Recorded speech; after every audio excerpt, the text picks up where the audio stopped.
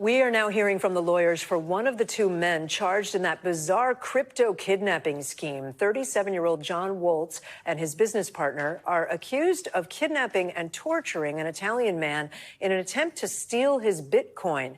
You'll remember that exclusive video that we showed you yesterday. It's here, the alleged victim managing to escape from a New York City townhouse. He said he had been held there for weeks.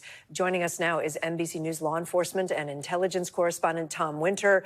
Tom, quickly tell us what happened in court today. Yeah, Kate. So today was kind of more of a procedural hearing. We heard two things from John Woeltz, who's the person who was in court today and has been charged in connection with that kidnapping. I still can't believe that video. A traffic agent just walking about, going from car to car, runs into him. But basically here today, the defense attorney raised two things. One, he pointed out that he thought the time of the arrest was off on the charging documents versus what the body-worn cameras show. And he had some questions about discovery. And New York has some very strict discovery laws. This has been continued, meaning it's been extended till tomorrow. They'll take it up again. And so we'll see if any of those issues have merit here as we start to get into trial. And do we know any more yet, Tom, about how these two men who are charged and the man that we see fleeing the townhouse are connected? Right. So there is some information as far as how they're connected and the fact that they did know each other. They were in business together. This was not somebody that they just plucked off the street. They knew, according to law enforcement officials that we've talked to and people have been briefed on the investigation, that they knew each other and they knew this person had this Bitcoin. But a big question here, Kate, and it's been a big one now for the last 24 hours or so, the police department definitely wants to know if there were any additional witnesses to this. In other words, there may have been people that were in and out of that house that may have seen some of the activities that went along there. Was there any video that were taken? Were there any photos that were taken?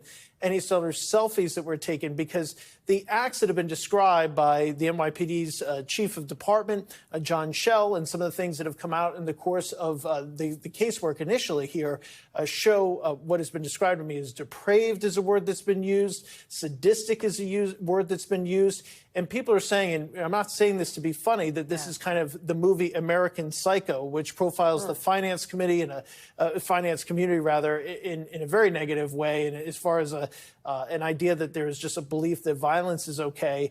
In the movie The Hangover, it's the two of them together. This apartment, which rents for $40,000 a month, is completely trash, has multiple floors. And one of the things that I'm reporting from our colleague Mark Santee over the weekend is that apparently the way the stairway is that you can go from kind of the top floor to the bottom floor, you can see between the two, that this individual was hung over the stairway at some point. So the details from this, very difficult, but the NYPD is definitely looking for any information on other potential witnesses. Really disturbing. Tom Winter, thank you.